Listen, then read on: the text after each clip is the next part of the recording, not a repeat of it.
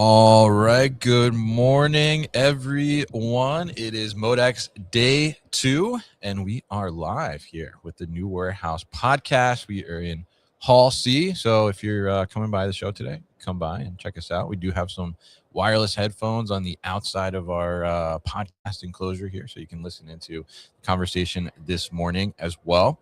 But today's conversation is brought to you by Synergy, and we're going to have some guests from Synergy kick it off here this morning and tell us a little bit about what they're doing and a new product announcement that they've come out with just yesterday. So very excited to get them on and to talk about that. But if you're tuning in, let us know where you're tuning in from. Drop it in the comments. If you have questions throughout the day, feel free to leave them in the comments as well. But we got a great lineup of guests today, both from Synergy, some automation companies, and some other companies that are partnered with Synergy as well. So we're going to be diving into a bunch of warehouse tech this morning. If you missed our live stream yesterday, you can check out the replay. We were focused on everything ASRS. You can find that on LinkedIn and also on YouTube right now. So let's welcome in our first guest of the morning. No strangers to the show, right? We have a Brian Kirst here and Smitha Raphael. How are you both this morning?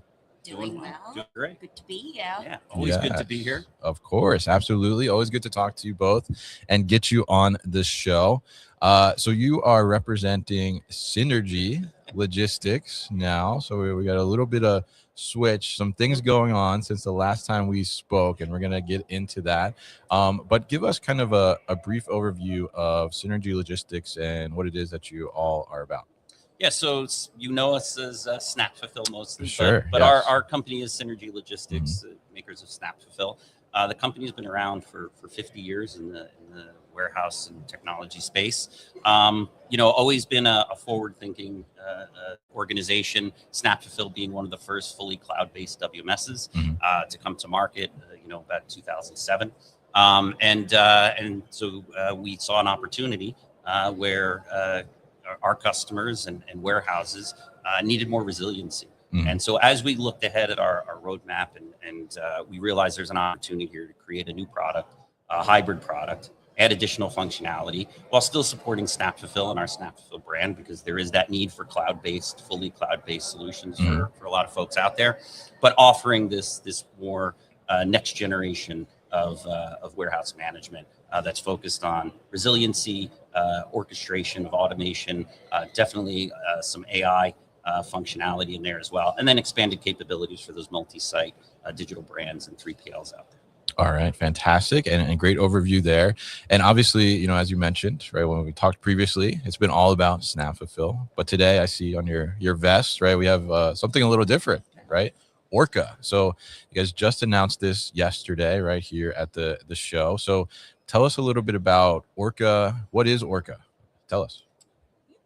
Orca is a WMS, but it doesn't compete with Snap Fulfill, talking to completely different areas. It's built mainly around having resilient systems, not cloud dependent. I mean, we've seen a bunch of these cloud outages, etc., internet and stuff like that. But Orca is built on having your application on site on edge devices. We've seen these days, edge devices, real powerful applications running on them.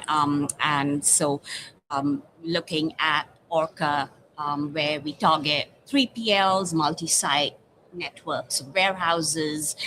It has AI features, whether it's AI insights or warehouse manager personas kind of running in the background to prioritize tasks, do actions to make it quicker and more efficient for warehouses on site, and then having disaster recovery, to the cloud with replication, also being able to view, multiple sites across regions under one umbrella. And so it's high performing, extremely efficient, very resilient, and completely, with a lot of AI power behind it.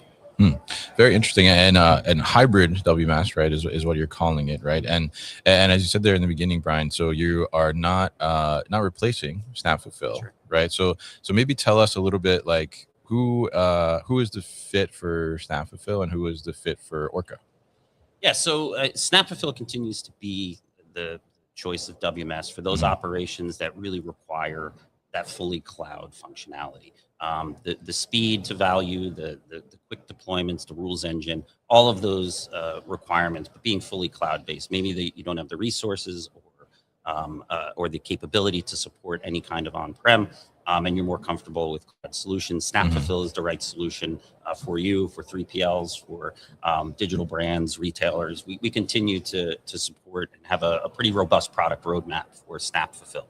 Orca is definitely next gen in that if your ability to operate and be resilient, it's almost existential now to some operations where we're seeing, we did a market report that we talked about a few months ago. Right. Yeah. And, we were hearing feedback that outages or degradation in connectivity could cost operations, most said about $5,000, but up to $100,000 an hour.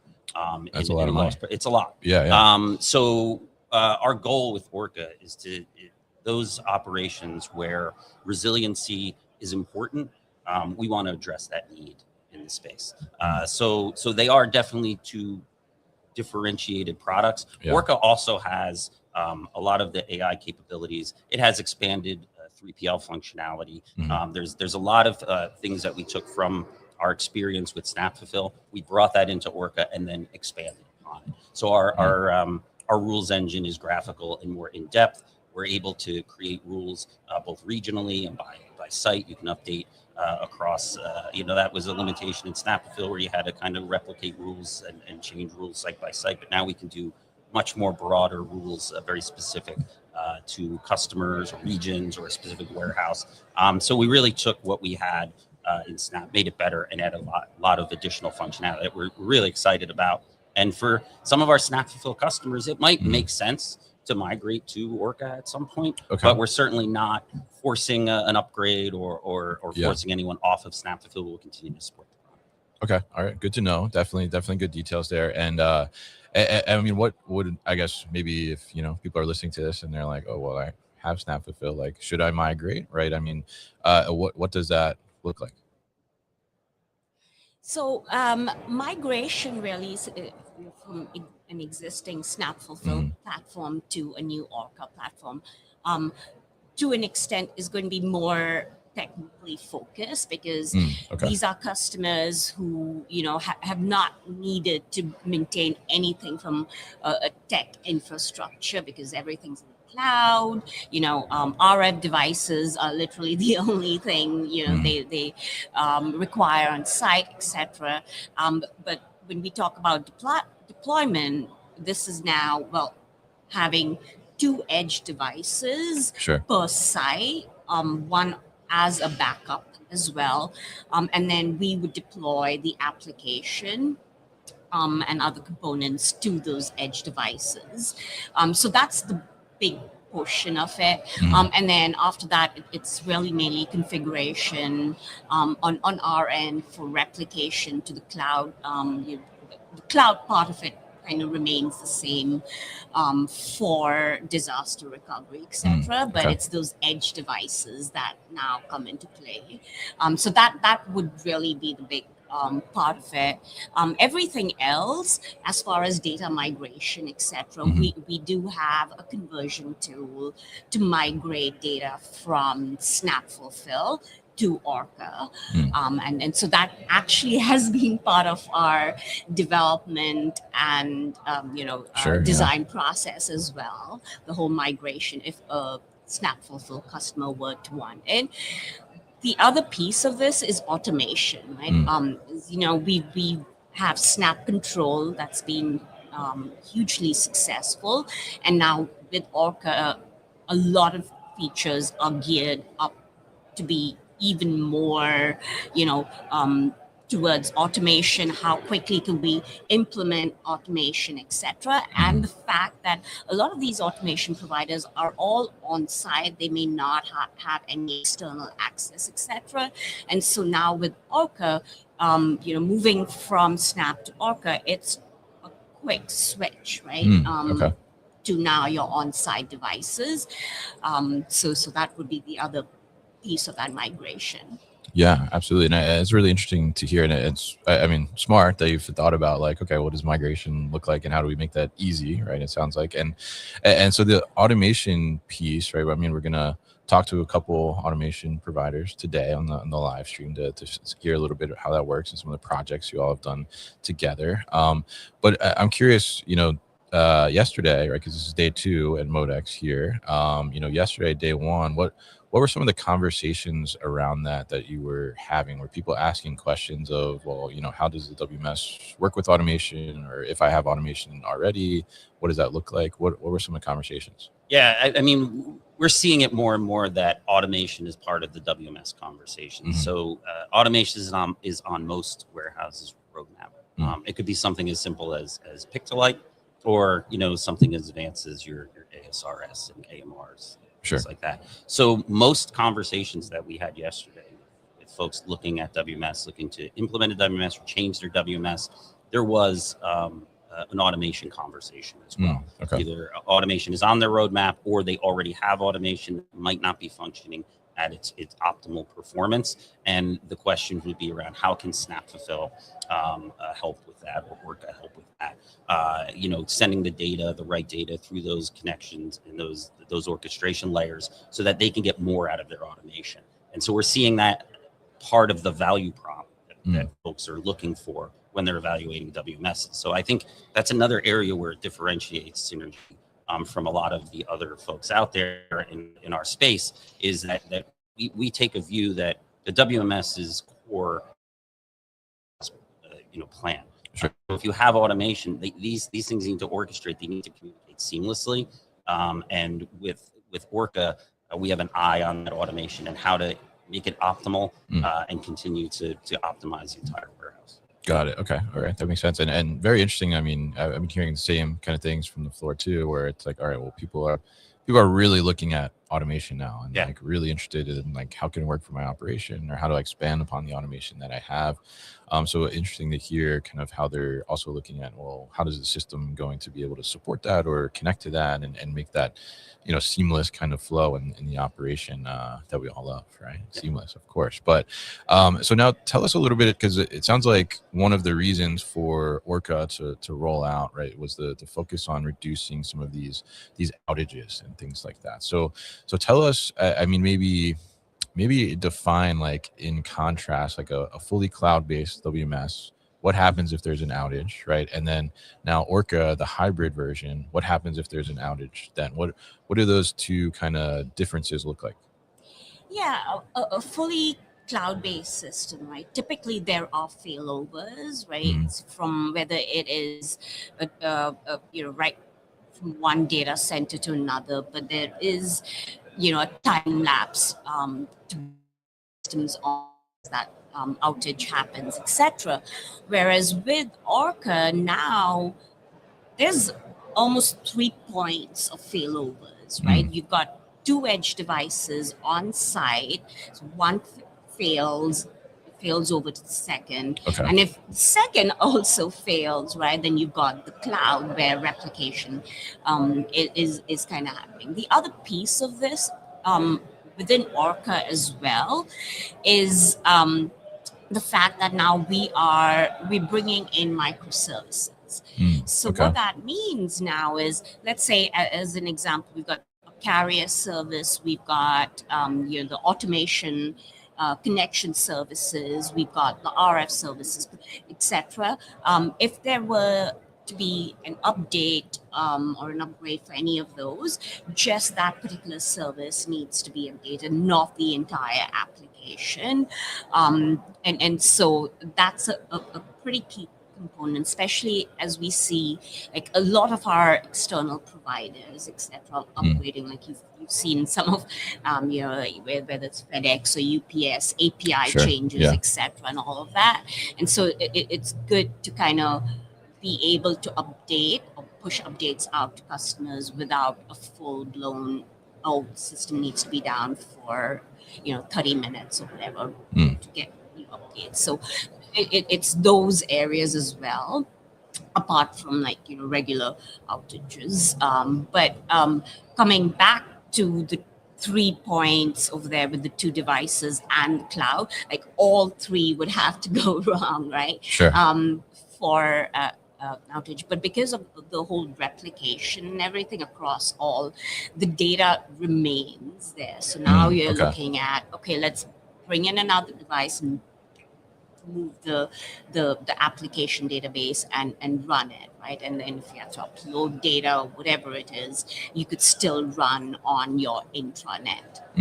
I see. Yeah, that makes a lot of sense, right? And I mean, what are the odds of 3 things failing, right? Yeah. So pretty good odds, I would think, right? So I mean, great to hear about the new product Orca here and kind of what the catalyst was for creating this, and also kind of appreciate the definition between the Snap Fulfill and Orca as well.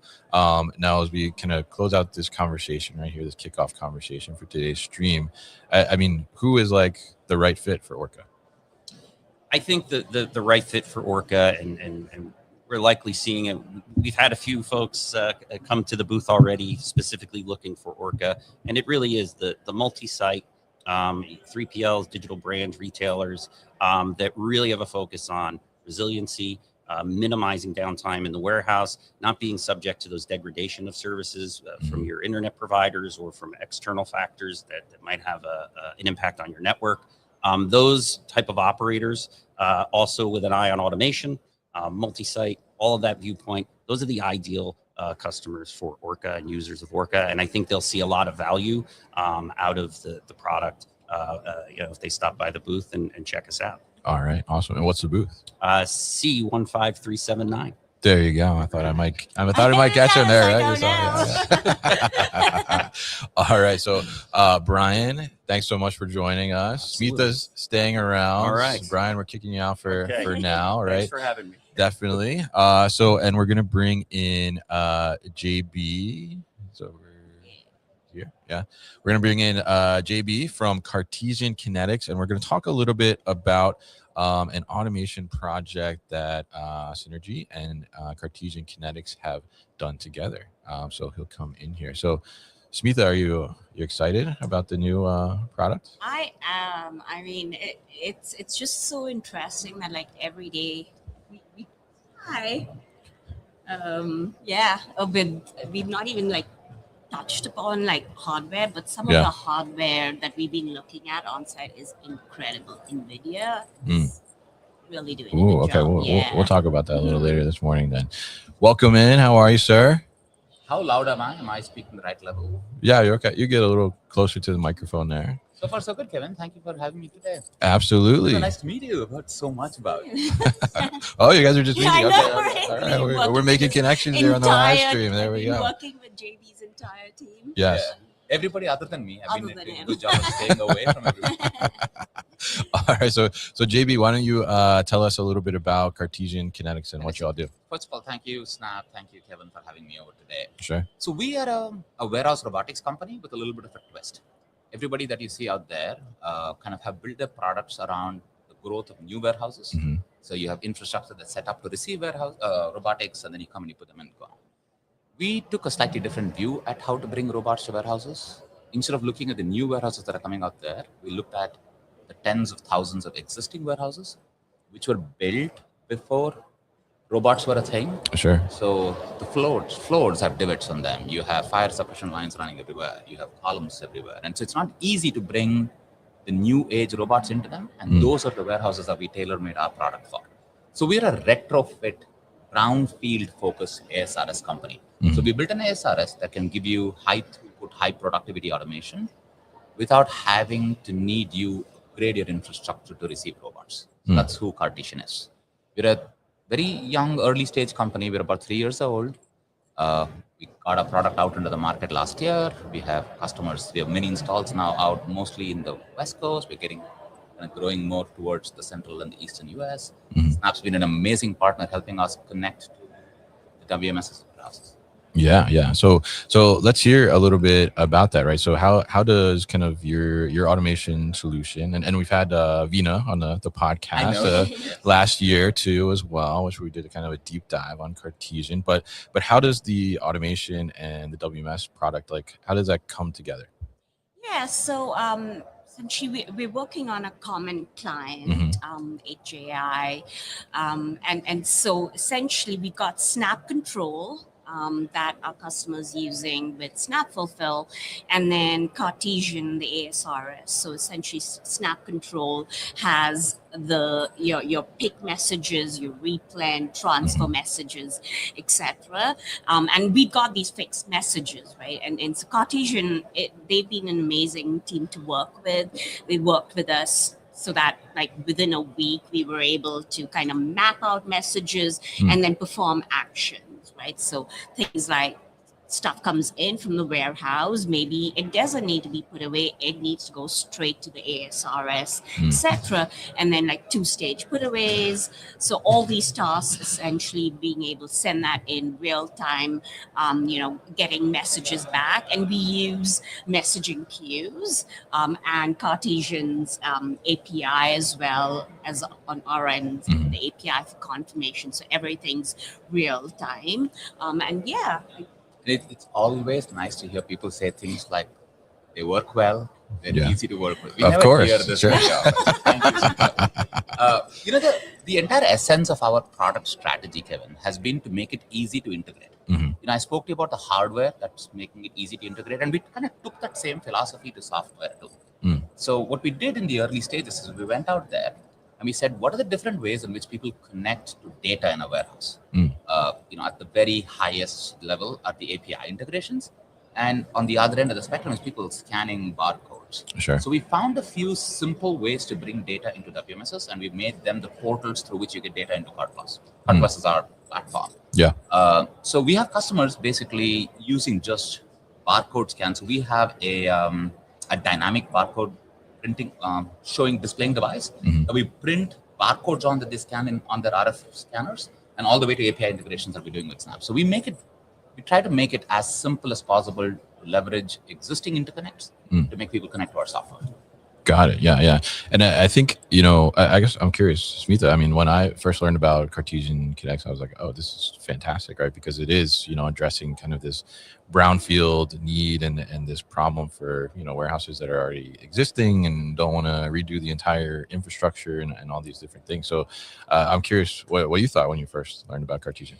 I thought it was really unique in terms of, I mean, I love all our automation partners, but this is super unique in that I think one of the things is that we pride ourselves on is quick implementation, right? And so, on our I think like first two calls, we had already kind of mapped out, on the software side, messages, etc. On the second call, I think the customer actually said, well, we also lot control and we want to do FIFO, etc., which the WMS had. Sure. And it was just a very easy conversation with Cartesian. Like, yeah, send us attributes. We'll kind of, manage that. And even if attributes don't exist, we can put in this logic, right, to pick FIFO or move product around and everything. So it was really interesting. I'm excited to see if, whether it's HAI or another kind, the next couple of projects,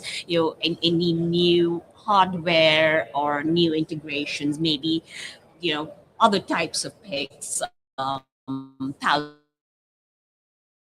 because this one I think we're doing parcel picks, but like moving forward, I'm sure it will be really interesting to see. Yeah, very. And I guess JB, tell us a little bit about when we think about doing these automation projects, right? Because there's obviously a ton of people here this week that are looking at automation. They have automation on their mind. They're wondering, how does it work, or how do we expand upon what we've already done? How integral is the WMS playing like a part in the automation journey and kind of implementing the automation overall? Yeah, and that's a great question, Kevin. And that's something as a robotics professional, right, I'm super excited by. I think where we are kind of in the phase in mankind, I'm going to call it right now, from an engineering perspective, Sure. is enterprises are going to have to learn how to move product with the agility that they've been moving data in the past. Okay. Right? I mean, you and I as consumers are driving that. Mhm. I mean, how often do we make an order and we immediately want to track where the product is when it moves from one sort center to a delivery center? Oh yeah. And enterprises have to do that, right? And I think robotics is naturally the way to get that to do. And it all starts off with WMSs that now start from monolithic, kind of one workflow-driven systems to being agile, being cloud-based, being configurable. I think it starts with that because they're taking enterprise-level data and converting it into actionable insights for robots and other automations down there. And if you track what's been happening at shows like MODEX over the last 10 years, you've seen progressively adaptive robotic agent type automations rise for this reason. Because once you set up a conveyor belt with a bunch of sorters, you're done. It's one process now. Sure. Whereas the entire building has to be doing something else, 3 months from now. And that's what adaptive robotics allows you to do. So I think it's adaptive robotics and WMSs that are flexible together that have to work to make this vision happen. And I think that's the partnership you're seeing here between Snap and Cartesian. Yeah. It's great kind of way to look at it there, because I think that it's, obviously we can walk on the floor here and we see, right, the shiny objects and the metal and the robots moving all around, right? But behind the scenes, right, it's about that data that you mentioned, and then the software to power it and really the full optimization and functionality out of the metal things that we have going on there. So really interesting to talk to you both here and learn about this partnership, and I want to see this project at some point. Yeah, I mean, I went to HDI before, but it wasn't there yet. Yeah. So very curious to see what that looks like in person and how that works. So JB, if people want to learn more about Cartesian Kinetics, what's the best way to do that? Start with our website. We have a bunch of videos there. But I think, if you want to start learning more about Cartesian, the need to automate has to kind of be recognized. Yeah. So my advice to people who are running existing buildings is it is possible to change the tires when the car is moving, right? Because that's a big fear that existing buildings have. Sure. How disruptive is automation going to be? If you don't embark on that journey today, like no day is better to start doing that today. Begin with CartesianKinetics.com. We have a 4-4-4 plan. It takes 4 days for us to understand your process, 4 weeks to set up a digital twin that you can actually see what a transformative robotics is going to be. And we can take you live in 4 months in a building with an ASRS install. So start off looking at us, pick up the phone, call us, drop us an email, and we'll help you start your transformation journey. All right. Fantastic. Well, great to talk to you both here. We're going to transition you out here for our next group of guests. And we'll continue talking a little bit about synergy here as we bring in Chris White and Sherry Brewer. A little bit about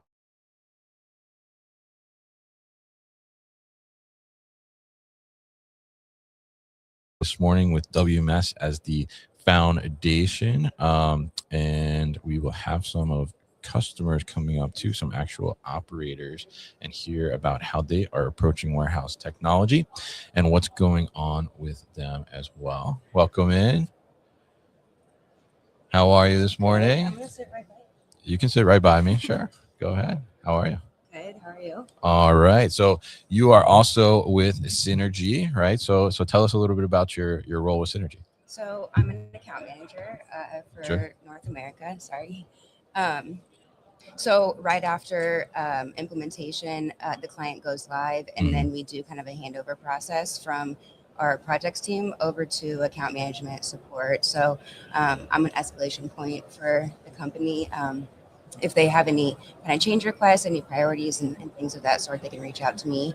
I'm also in direct contact with our customer success team. So they're kind of our post-implementation team that has a similar skill set to our projects team, and any kind of process flow changes and things of that sort will kind of go through our CST team. So account management is kind of the glue to all of it. Direct point of contact for our clients. You solve the problems, right? And you listen to the customer. I hear about the problems. You're a little bit like the therapist for the customer, right? So tell us maybe, from that perspective, as you're talking to your customers and you're seeing like these implementations unfold and happen and things like that, what are some of the common things that that like happen during the implementation that people should be aware of? So what's common with Snap Fulfill is we kind of give our clients a white glove experience during the project, so they kind of have a direct point of contact with somebody that's technical, right?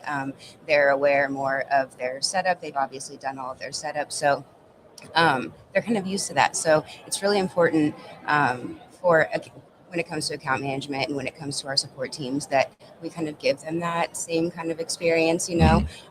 So because at times we see clients they're a little afraid of being handed over, right? Because they've had this point of contact that's aware of all of their setup. Sure. You know, it's a technical resource that they can just automatically. Well, when you go through something like that, you bond a little bit, right? Exactly. Yeah. Like, I'm comfortable here. Like, do I really want to go over there? So it's really important that we touch on that and give them kind of that same experience that they're used to.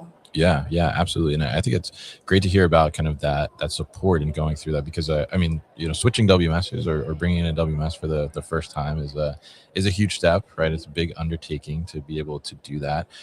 What kind of advice would you have for people that are going through that to make it maybe like smoother on their end, or prepare themselves better to go through that experience? Can you expand on that question a bit? Yeah, sure. So when they're going to do the implementation, or they decided like, okay, it's time for us to get a different WMS or get a WMS for the first time, like how can they kind of prep themselves a little better, right? So that the implementation like maybe goes smoother or is an easier like transition, not only from like system perspective, but also from like the human element of it too as well. Yeah. I think it's important, right? A lot of our team here at Snap Fulfill knows operations, so we kind of try to partner with our clients, and during our requirements gathering, we'll kind of collaborate, right? And I think that makes the transition a bit easier. There's a huge change management piece of it, right? Yeah, so absolutely.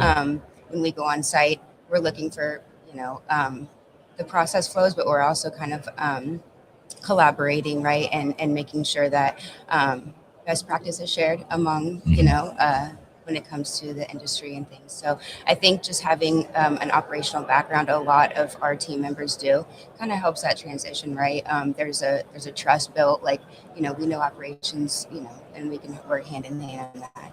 Yeah, absolutely. And I think that the change management aspect is such an important part of that as well, because you think like, all right, well, I got to get my data together, right, and get the system going and make sure I have the right connections and all these things. But then there's still that human element, right, to the system as well that has to work with it. So where do you see in that kind of change management aspect, where do you see like the best or what tips maybe do you have for like the best way to communicate that with like employees and make sure that they're getting trained properly? Like what would be your tips there? Yeah, I think, like you said, training is huge, right? Setting up a system properly, I think, is the requirements gathering is so important. Ensuring that our system fits your operational processes needs, right? So it makes that transition easier. We're not there to completely change your process. We're there to help kind of move your process along, right? And make it more system driven. And so with Snap Fulfill, through the trained up in no time, right? So I think it's important that our team works with our clients to understand their processes, put a system in place that makes sense for them, and then that transition isn't so. Yeah, absolutely. And so what do you find are maybe like some of the, as you talk to these customers pretty often, I imagine, right? Like what do you find are like some of their favorite features or things about the WMS?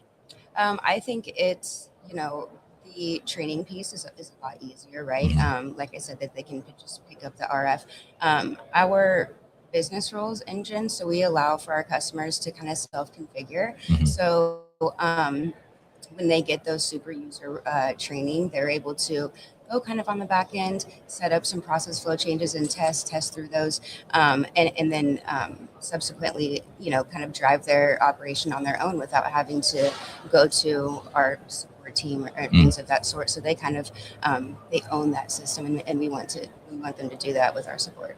Yeah, absolutely. So great to talk to you, and great tips here, and really interesting to hear too about kind of the white glove service and how you support the customers as they go through these transitions and even after implementation too, to be able to make sure that they are keeping their operations running, right, and keep shipping boxes, which is the goal for everybody, right? So appreciate you stopping in and talking to us. Thank you. Have a good rest of the show. Definitely. All right. So up next, we are going to have Bob Willard, who is the CEO of Thai Logistics. Is he in there? There he is. Oh, he's going to the wrong door here. But so we are talking all things warehouse tech here. We're going to bring Bob in here, who is a user operator. And Bob, welcome in. How are you? Take a seat. Headphones on. You can hear me better. Yeah, with headphones on. You can scooch in a little bit to the microphone here. That is good. That is good. So welcome in here, Bob, CEO of Thai Logistics, right? Yep. People are excited for you to come on this morning. We got a couple people commenting here, looking forward to your appearance. Also, someone mentioned that you should not give away the secrets of Thai Logistics to me. I saw that. We gave her a raise last week. Oh, congratulations, sir. Yeah. So tell us a little bit about Thai Logistics for people that aren't familiar. So Thai Logistics is a regional 3PL provider in the traditional sense. It's been around since 168 years.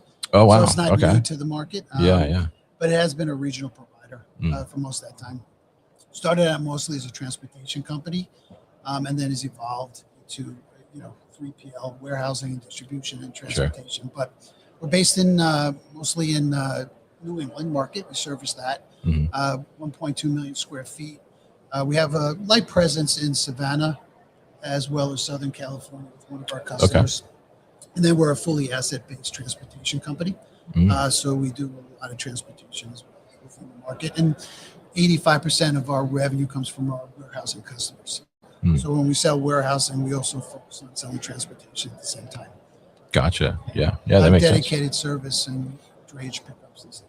Yeah. Okay. Great to hear a little bit about the history there too. I mean, 168 years. That's I wasn't that's quite the some CEO time during that time. Just so you know. I was gonna say, did you start it 168 years ago? I look, but I'm not. No. You look good. You look good.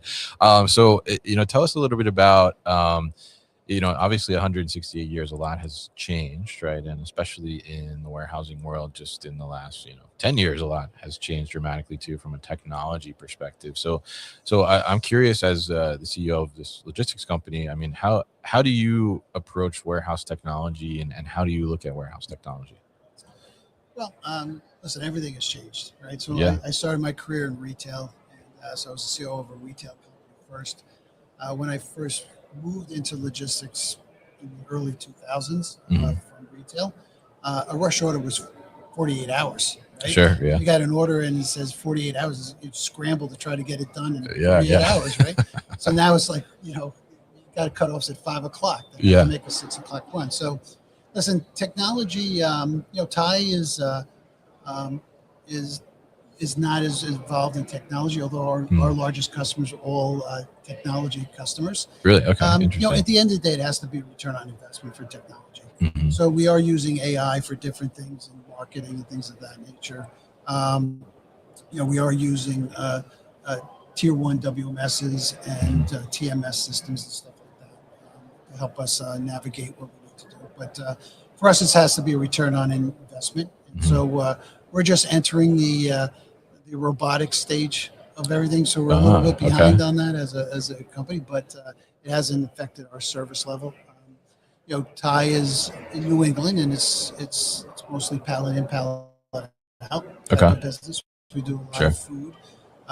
We are evolving into technology. One of our customers is probably just robotics company. We manage their mostly manufacturing, so we manage all their inbound parts. And yes, we ship for them. We do a lot of small package shipping for them. Yeah, and that's kind of where we're focusing our technology now. So we're evolving into that, and again, that business has grown. So there's an economies of scale where you need technology to kind of grow with that. Right. So we're working in that direction. Yeah, absolutely, and interesting. Yeah, interesting to hear you're managing for the robotics company, and now you're like, all right, let's bring in our robotics too as well. And obviously, a ton of robotics on the floor here at MODEX. So I'm curious for you as the leader of this 3PL business. I mean, when you go out onto a floor like this, or you approach a booth, like, what is your thinking? What is the kind of questions you're asking? Like, I mean, obviously ROI is one, right? But what other kind of factors are you looking at when it comes to some of these applications we see out there? Software applications or robotics applications? I guess both. We could do both. Sure. So software for me is it has to be versatile. So we do. We just went through a process of upgrading our WMS. I would say that our existing WMS at the time, it's not a bad system. It actually works very well for what we do in a lot of parts of our business in terms of pallet in, pallet out. It's a good inventory system.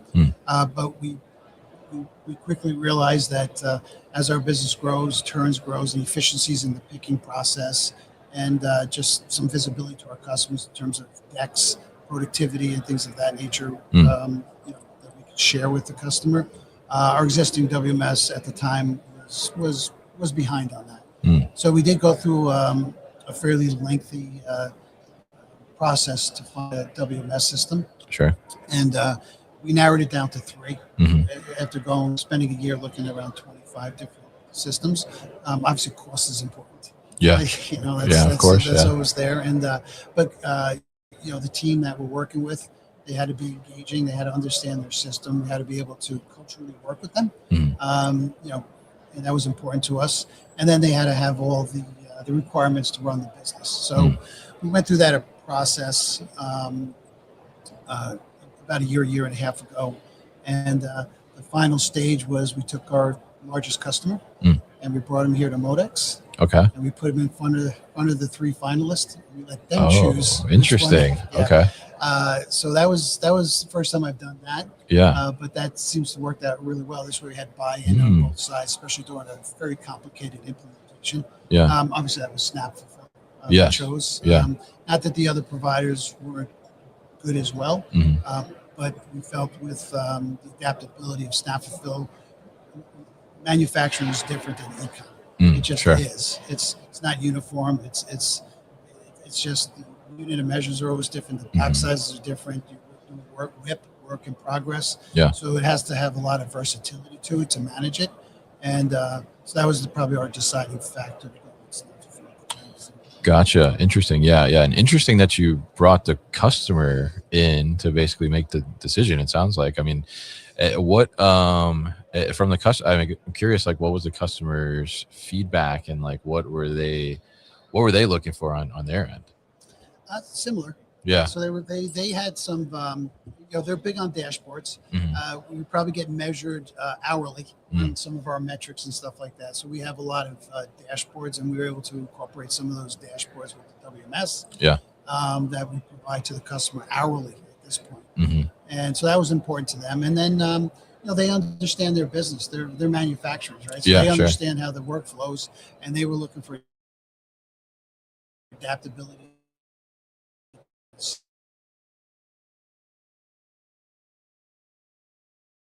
System, right?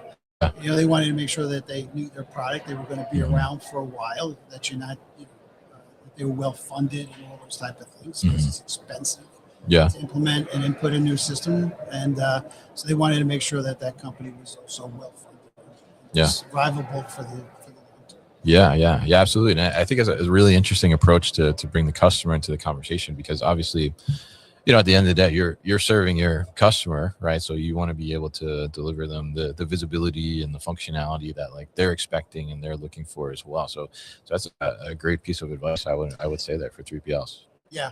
It worked very well for us, especially what we did have.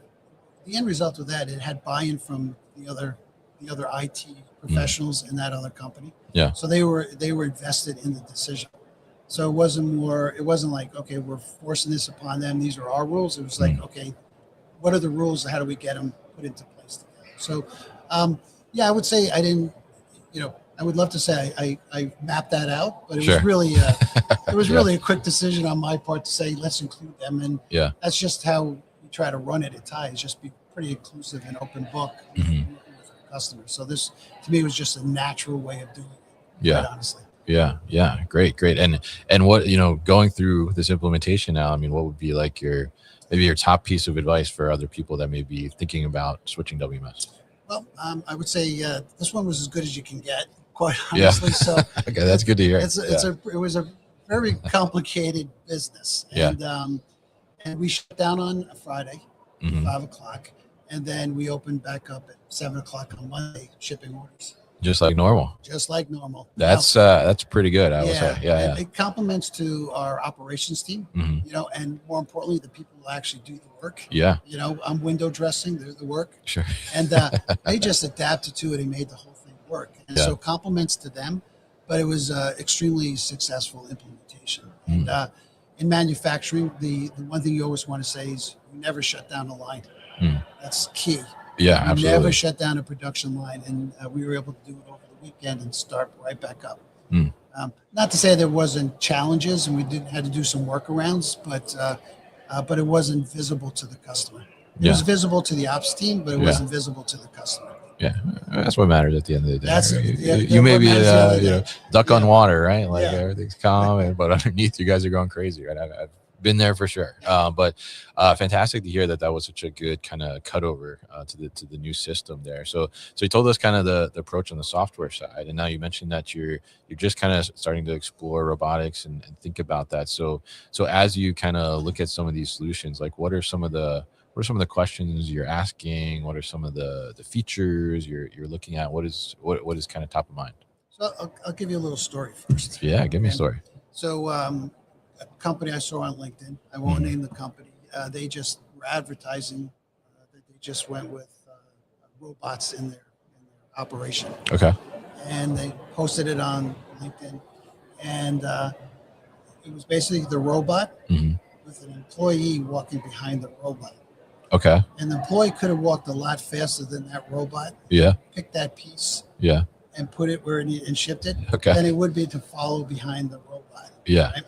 So we're not looking to just put something out there because we say we have robots. There's got to be, again, a return on investment and, the economies of scales with the volume. For us, the questions that we're looking for is I'm really more focused on how do I support the storage mediums in terms of looking at that is for me and anything with a robot. So, AGVs, those type of things is kind of where my head's at. Yeah. As opposed to, say, a picking process. We don't have that e-com business in New England that you had, and I've run before throughout the United States. So we don't have enough volume to justify the cost of it in the implementation.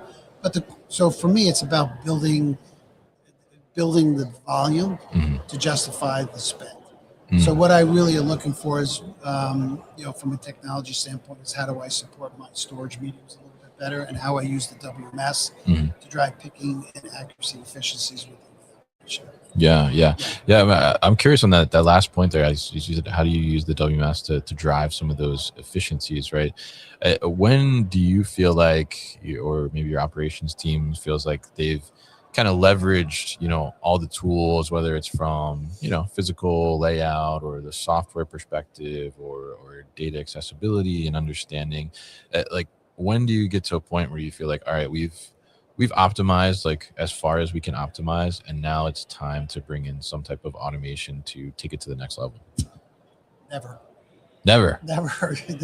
There's always improvements. The business is constantly changing. Yeah. In 3PL, it's you lose customers and you win new business. Sure. Yeah. And it's just constantly changing. You never can rest and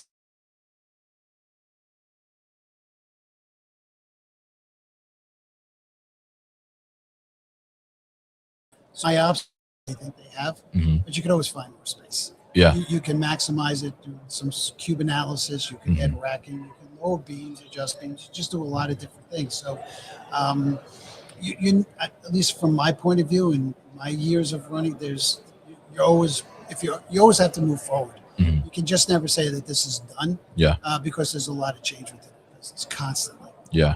Yeah, absolutely. And I think it's especially from a 3PL perspective, right? There's a lot of kind of question there on like what automation or robotics are going to work, because, you know, I'm sure as you've seen, right, you have clients that, you know, they come and go, right? And then they have different SKU profiles, or a client all of a sudden is like, well, you know, we're going to come out with this new product and it's 3 times the size of the product they had before, right? So how do you approach that to make sure like you're looking at a solution and the solution is going to, you know, be a fit for the long term, and maybe fit more than one client? Phrase that differently. What do you want me to answer? I guess, you know, looking at kind of the variability of SKU profiles and client profile that can be in there, right? If you invest in one type of automation or robotics, right, it might not work for every client. So how do you look at something that maybe is, you know, agnostic to clients, or can fit many different profiles? Yeah. So, yeah, there is that premise. You build a building to the type of business, right? So Sure. you create a facility that's dedicated to a certain type of business in terms of e-com, picks and packs and stuff like that. Mhm. And then it doesn't matter. For me, a box is a box is a box, right? So if you're shipping a shoe, you're shipping a shirt or something like that, that process is usually the same. So if we were to invest in, you know, a full robotic system, we would probably dedicate a facility Okay. for that specific technology, and then we would market and go after those customers that fit within that framework, right? So, and it could be anything. It's basically shipping a box, Yeah. right? But you know, you couldn't put hazmat maybe in that category, so that's a different facility, Right. hazmat facility. So we're not at that point yet. There's a lot of great 3PLs that have done that, that are here. That have really done that. My previous companies, company I worked at, they've done that. They're quite successful at what they've done, and I was part of that. But for us right now, we're a regional 3PL provider, so we're one of those ones that Sure. we look at everything, and we go from food to technology and kind of everything in between. Yeah. But to better answer your question in terms of how do you do that, you just work the problem. Yeah. Right. So we just recently we were told we were going to get 1,000 containers in. Where am I putting 1,000 containers of product? That's a lot of product. Yeah. Right? Yeah. So it really starts at the base of what it is. So what is it? When's it coming in? What's going out? It's not so much what's coming in; it's what's shipping out during that time. Yeah. Right? So if you're turning it, that's great. If they're going from a 13-week supply to a 20-week supply, that changes the dynamic of your warehouse, right? So in this case, that's kind of what it is. They're increasing their on-hand weeks of supply, so that requires a complete rework. That's taking down additional space. That's looking at different storage mediums. That's relaying out the existing space. That's moving customers.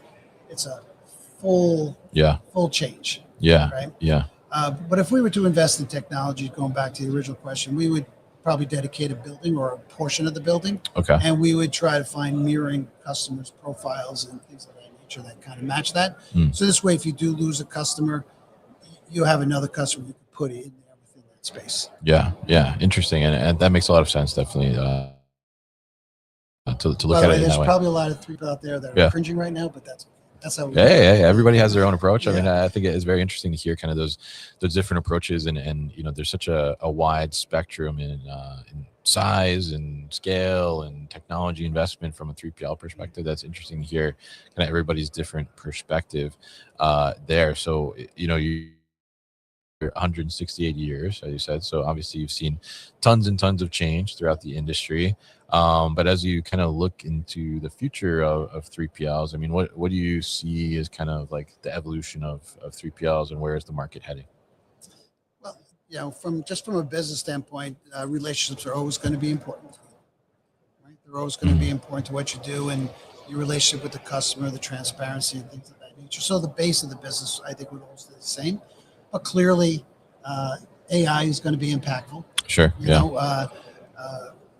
our robotics company we work with, just give you an example, we were making 20 robots a month. Yeah. A week. Okay. We're making 195. Oh, wow. So it's scaling. Okay. It's scaling. Yeah. And so really, clearly labor is like cutting labor costs and getting some consistency and things of that nature with AI and robots is really the wave.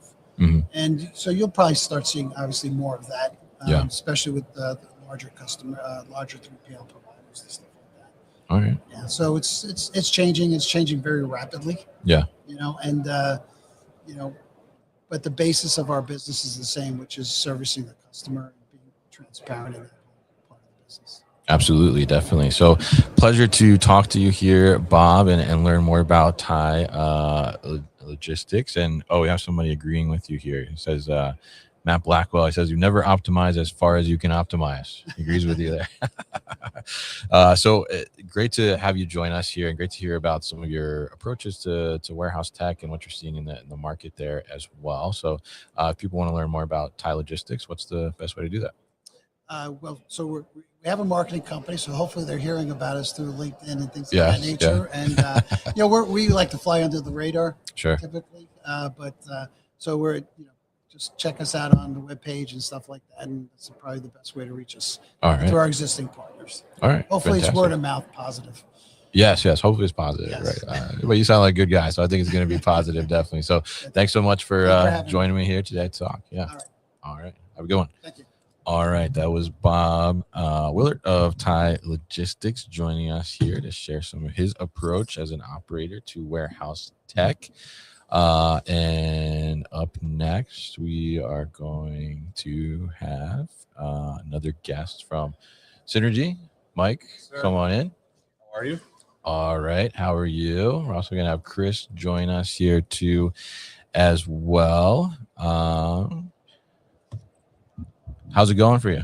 Really well. It was a good, exciting start to the morning. I think one of our customers got lost inside the show there, so we'll be taking over for a half hour here before okay. We were planning to. So yeah, sounds good. So great to get you both in here. Tell us what is your role at Synergy? I'm Chris Anton, Chief Revenue Officer at Synergy Snap Fulfill. Been in the industry for quite a while.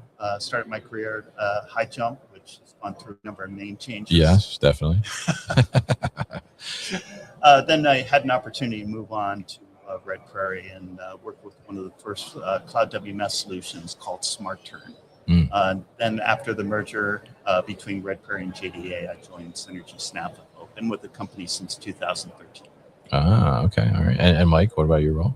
I'm a sales executive now at Snap Fulfill. All right.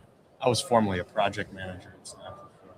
Before Snap, I was a part of kind of an enterprise software deployments at Aon. Came to Snap, became PM, and then really started to work with Chris on demonstrations. That led me to sales, and I'm working on the sales team here.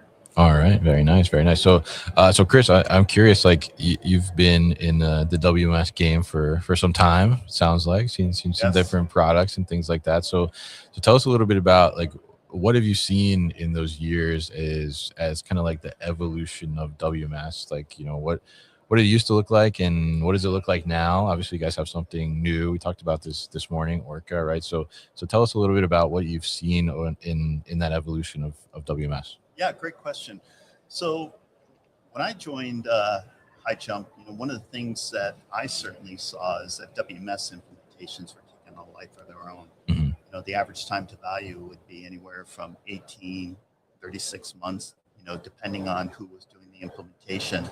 And it became very problematic. I mean, getting ROI was very challenging. Yeah. And one of the things that surprised me, this was back in 2008, right before the financial collapse.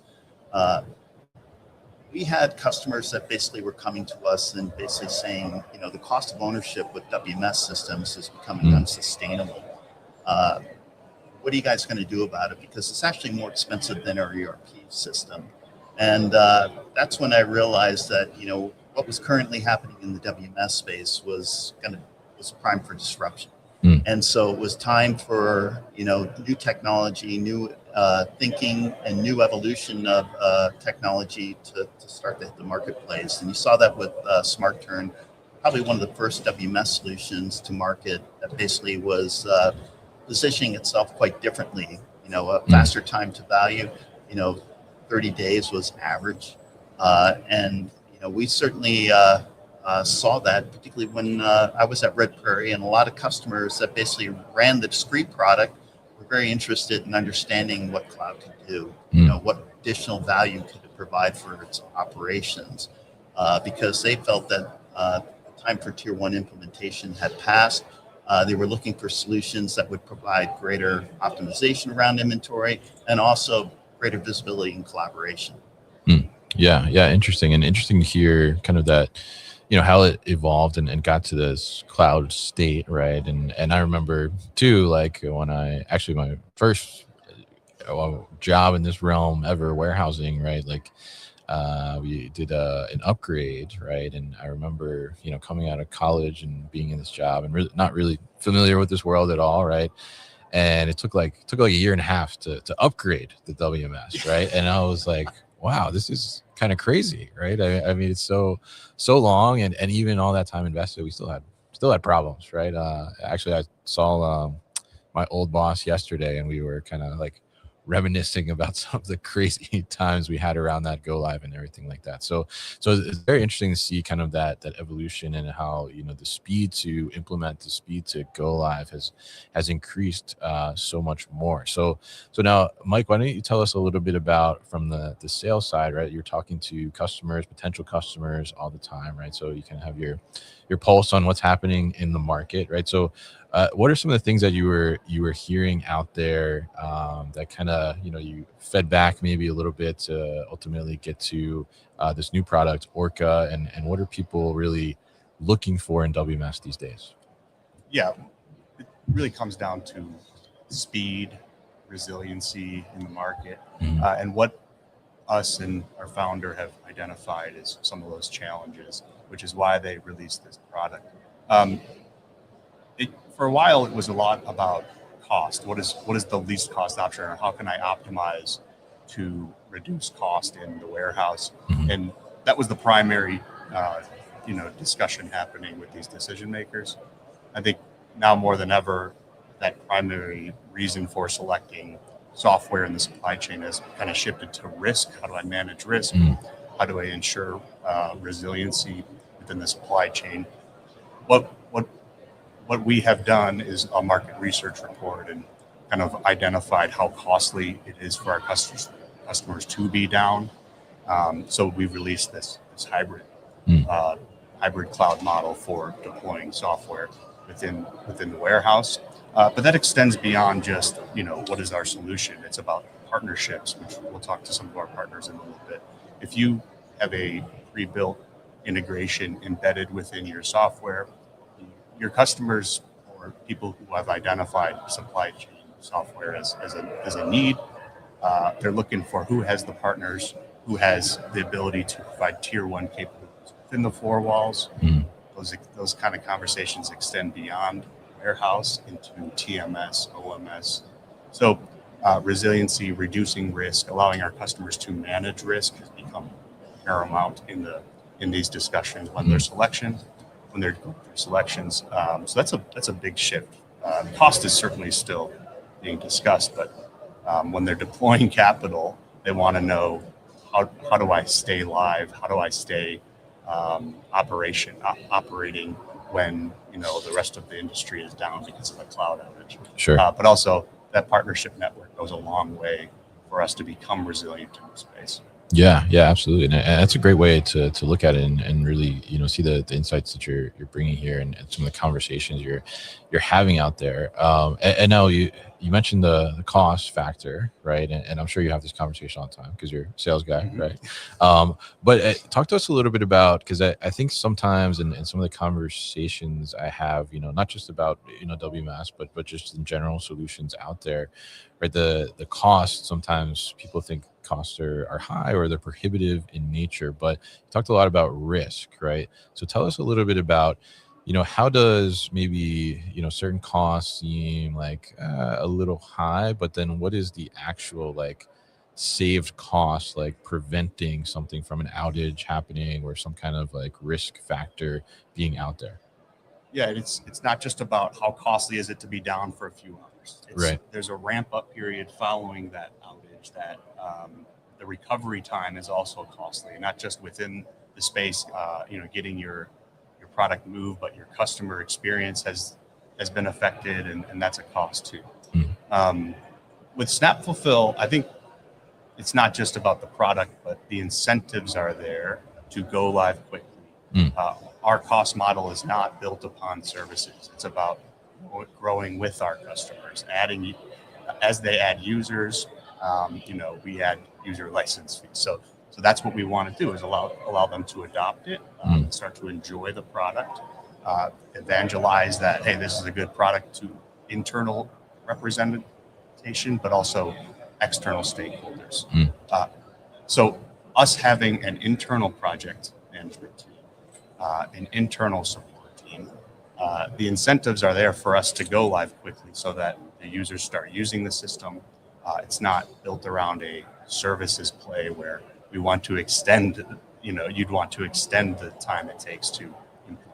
So a lot of it has to do with the payment models, the commercial models that Chris has put in to effect that incentivize our teams to go live quicker, which decreases the amount of cost it takes for our customers to go live. And Mike just talked, he just hit on a very important point. One is continuity.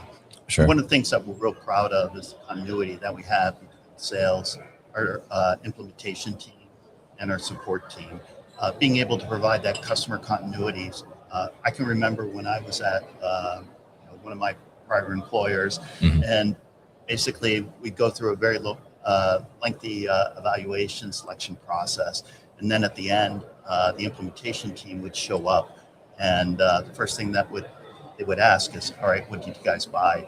And you'd watch the COO or the VP of operations just have a meltdown. Like, are you kidding me? Yeah. You're asking that question and you really don't understand what it is that we evaluated. And there's no continuity between your sales team and your implementation team. Yeah. That's a huge miss. You're right. For us to be able to provide that level of continuity, it's really about relationships that we strive for. We really want to make sure that the customer has a really solid experience. We really want to be intentional about making sure that they hit the objectives with this implementation and achieve the outcome that they're aiming for.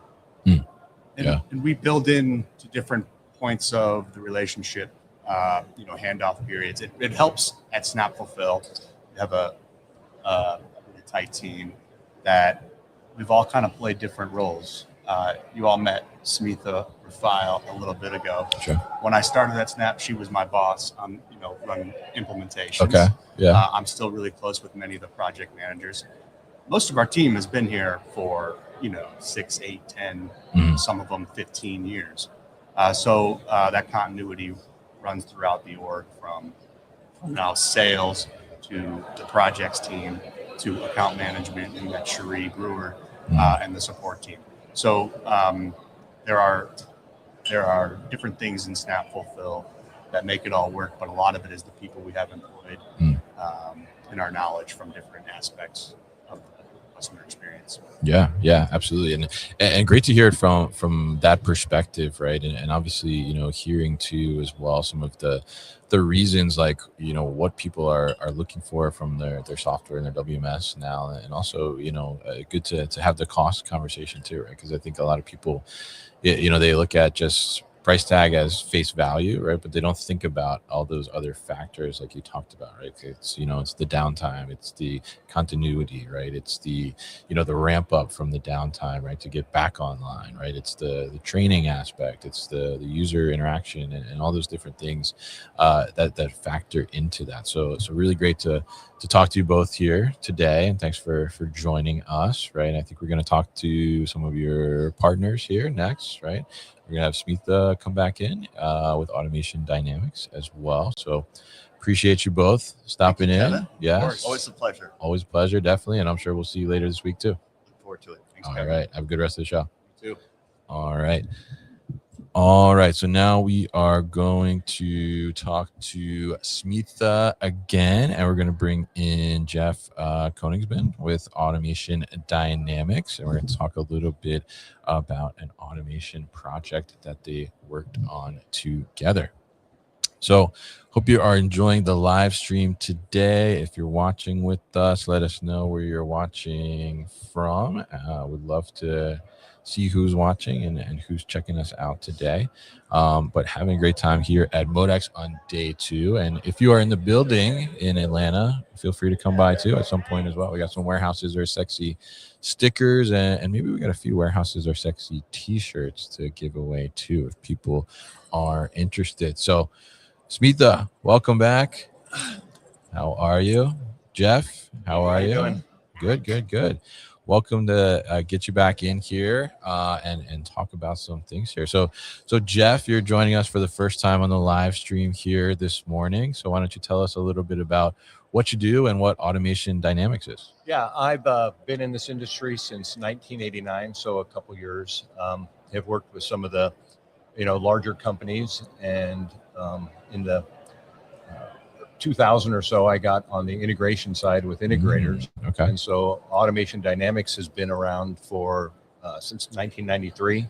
Ah, okay. And it's grown and primarily focused on, in the early days, distribution and automated storage and retrieval systems. So at that time, it was a lot of carousels, pick to light, a lot of things like that. And in the last 20 years or so, the world's changed dramatically. It has changed a little bit, right? Changed a little bit. And so we refocused our efforts in the last 10 or so years, realizing and focusing on the software side of things, and not on the WMS, per se, but more on looking at the warehouse and the execution of and the flow of orders and materials through the warehouse.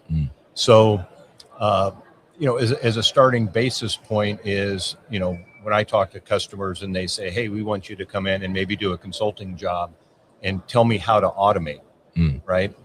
And so the first thing I would look at is, well, what's your WMS? Sure. How do you do things today? And then from that is, where are the pitfalls? And maybe they don't have a WMS, maybe, or they're using an ERP as their WMS, and how you process orders through today. And that's where we started in developing our software to look at, well, how could I optimize that flow or those orders and that processing through with software? How do I build orders? How do I batch them? How do I group them? How do I send them out to pick? Do I do it in zones? Do I want to pick and pass, parallel pick? Do I pick to consolidate?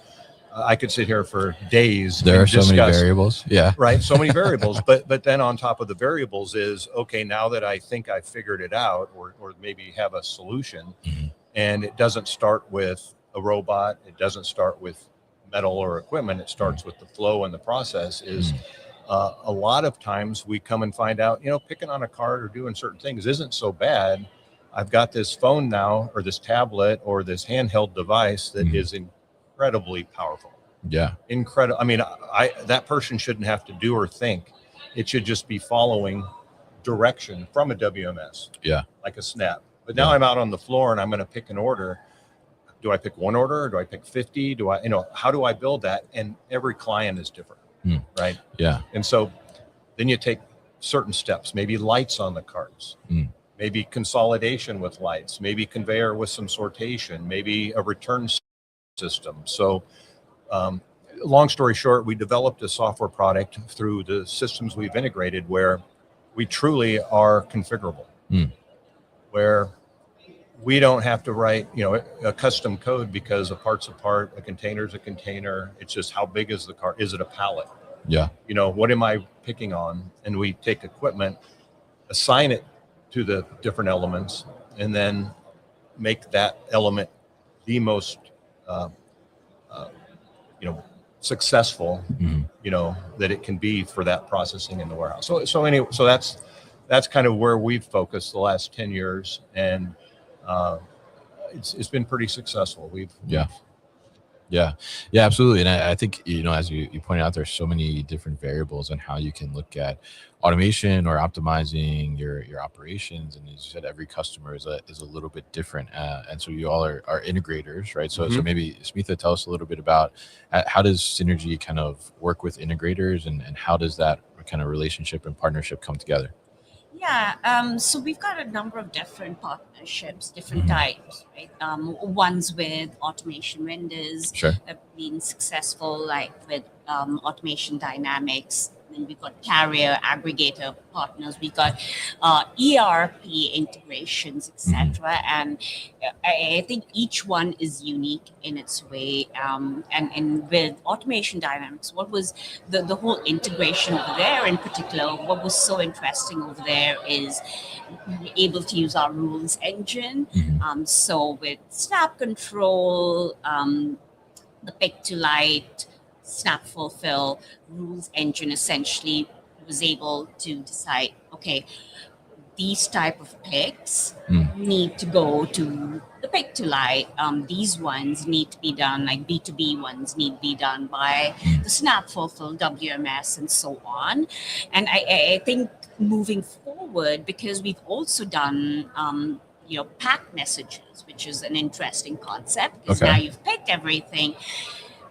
A pack message needs to push out a label, right? A shipping label. It needs to ship out, parcel, etc. And so it's a wonderful workflow, and it's been done in such a flexible manner that this particular customer of ours has got so many different order profiles because they're extremely high volume.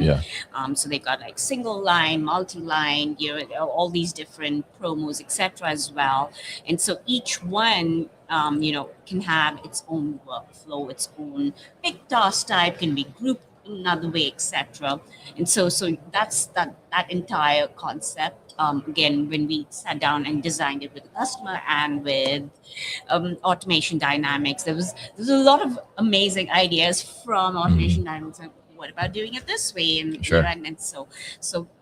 very collaborative. The whole design phase, where at the end they really want the customer to have the most efficient, in this case, pick pack. Yeah, absolutely. And this was Scentbird, right? This is Scentbird. Yes. So tell us a little bit about because you mentioned a wide kind of order profile there, right? So maybe Jeff, tell us a little bit about like how do you assess that, and how do you figure out how to approach bringing in solutions that are going to accommodate all of those different, whether it's single SKU, right, or multi-line orders, or whatever the case may be. I mean, how do you actually go about evaluating that? Because that can be a little bit complex for an operation, right? Yeah. So one of the things we built within our software is if we have a basic understanding of a customer's flow and their volumes and so forth, we can ask them, hey, give me a day's worth of your orders, right? And we can set up our configurations because, as a product, and we think starting, maybe it's going to look like this.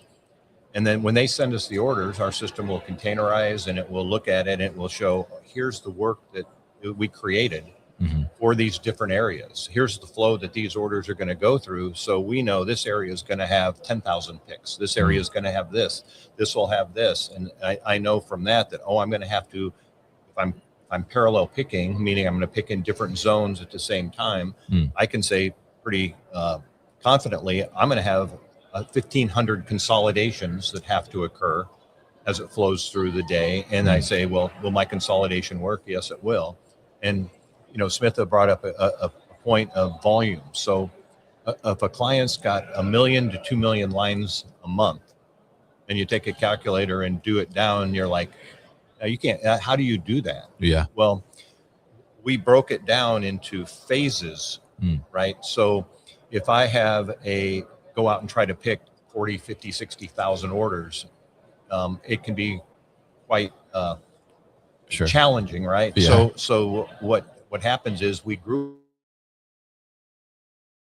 batch, or a super batch basically, that says I'm going to combine software, obviously, and I'm going to try to pick 300 orders at once, as an example, right? So I need 40 of these, I need 10 of these, but it's grouping them together in a manageable fashion. So at the end of the day, I've got 12 totes, but those 12 totes of product have enough product to pack 300 orders. Okay. So that's done. So a 50,000 picks are now down to 10,000 picks.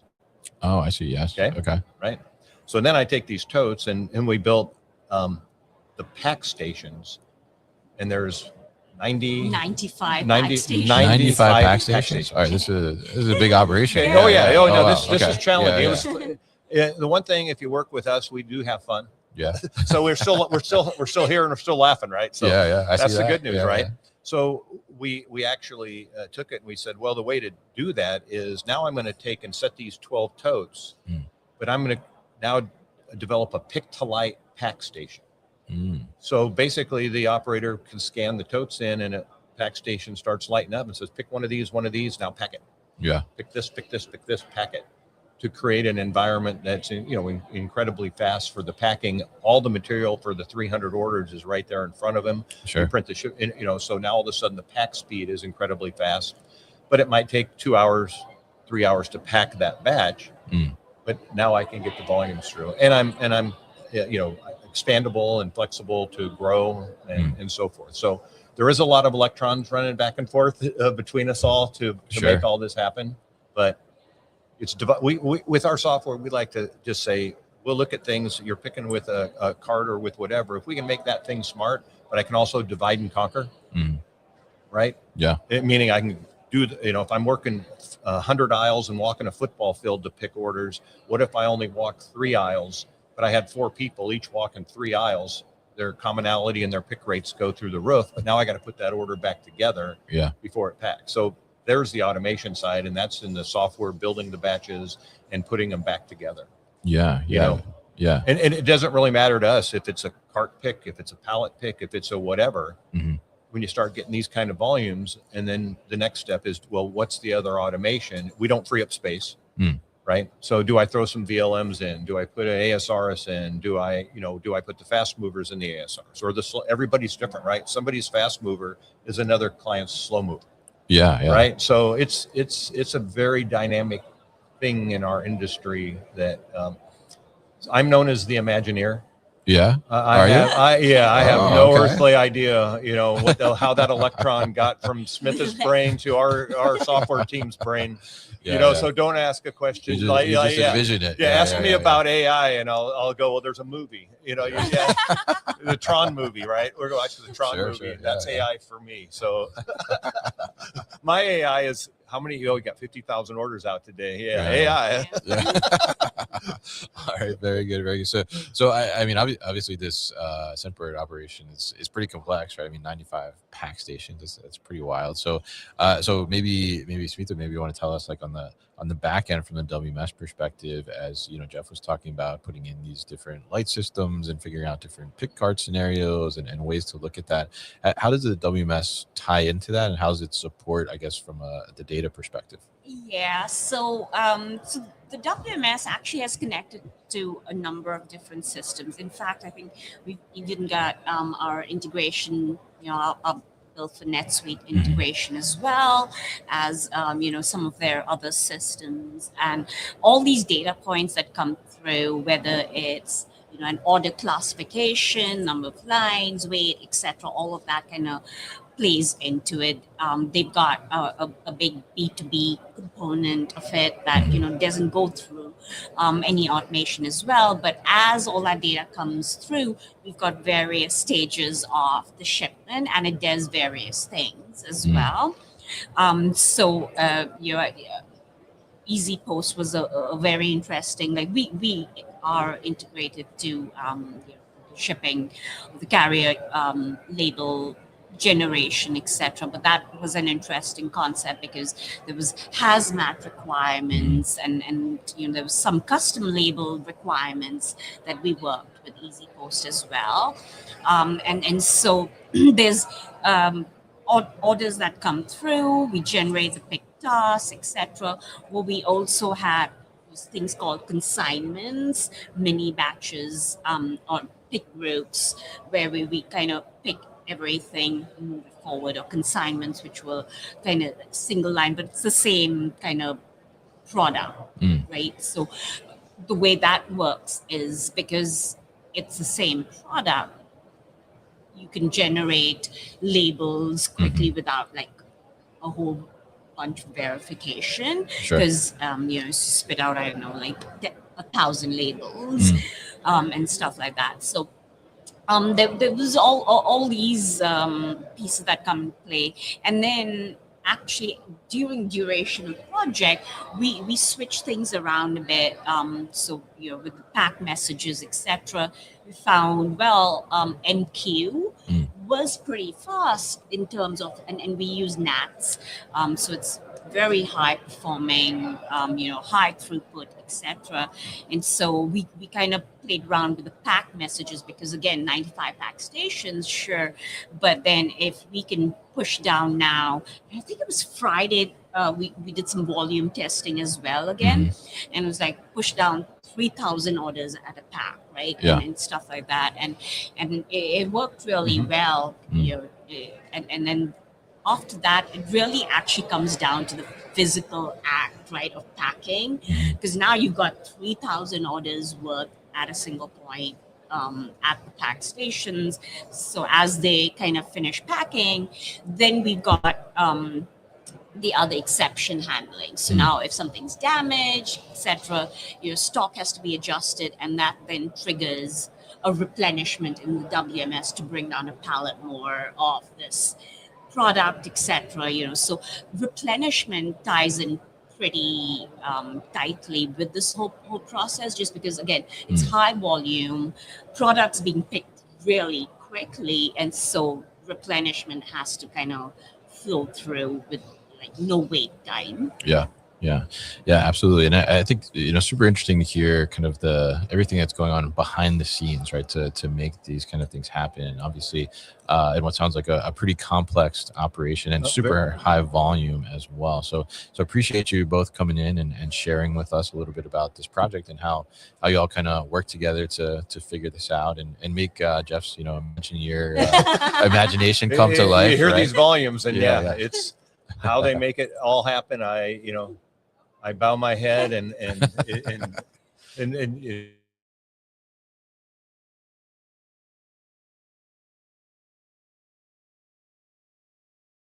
Dynamics. What's the best way to do that? you can go to automationdynamics.com. Anybody at the show, we're in booth. And one of the things we are able to do for clients is we bring our software out and demo our system on site with live orders. Okay. Because we're pretty flexible on that side of the stuff and configurable. So we've had numerous clients where, they're like, well, I'm picking with a cart today, and you're saying I'm going to be 3 times. I don't think so. And I said, well, give me your locations, your order profiles, and some orders, and I'll come out. Yeah. We'll pick orders. You'll make it happen. I'll make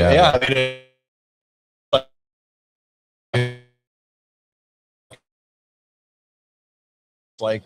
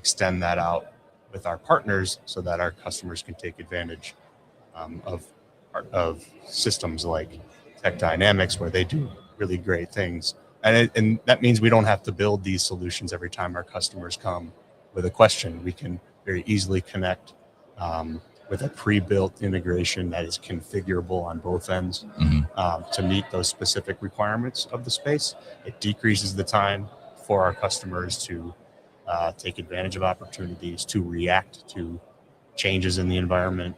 A partnership ecosystem is probably one of our premier reasons in which customers come to us, because they know that we're not going to try to sell them into extended capabilities that we aren't quite good at.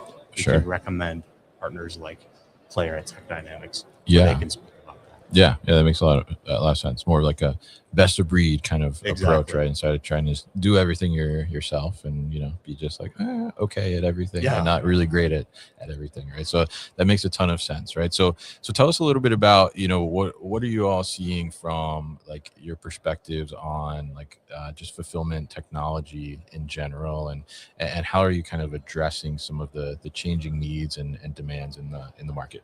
Absolutely. I think that over the past year, the logistics industry has changed so much. There's so many emerging technologies, new, shopping carts, marketplaces, carriers. And as Mike pointed out earlier, it's how do you stay ahead of that for your customers and not overpromise? And that's where the strategic partnership really comes into play. You have to kind of know how to get that strong ecosystem and figuring out where you can work with partners. And I think that where we're seeing it going is because there's so many new emerging markets, is how do you stay ahead of that change? So from our standpoint, we're cloud-based, so we're very easily able to support our partnerships. We handle all of those integrations, the carrier updates. So again, it's not the team. You guys can focus on what you guys do best in the four walls. And we come in as that extended IT team and kind of really help make that extended customer experience. And then we become strategic partners. You get a little bit more stickier with your customers, and then they feel supported and trusted, which I think with everything, how quickly it changes, you need to make sure that you can trust your technology stack and know that it's going to continue to empower your Packers team on the floor versus causing them more stress with all of these changes that occur. Yeah. Interesting. Anything you want to add there? Yeah, specifically in the 3PL space, so that's where I'm primarily focused on. Sure. 3PLs. And what we try to push them is, you can take advantage of Snap Fulfill's rules engine to onboard quicker, move from one site to 3 sites to 6 sites. We have a recent customer who went live with 3 sites with Snap Fulfill. They've already added 3 more. They're going to go live with a 6th site here soon. One of them is in Salt Lake. They came to us and said, we would like to go live at Salt Lake. We've got a new customer we just sold to, but they have a carrier that Snap Fulfill doesn't directly integrate with, a small final mile carrier. And we said, that's great. We can accommodate that.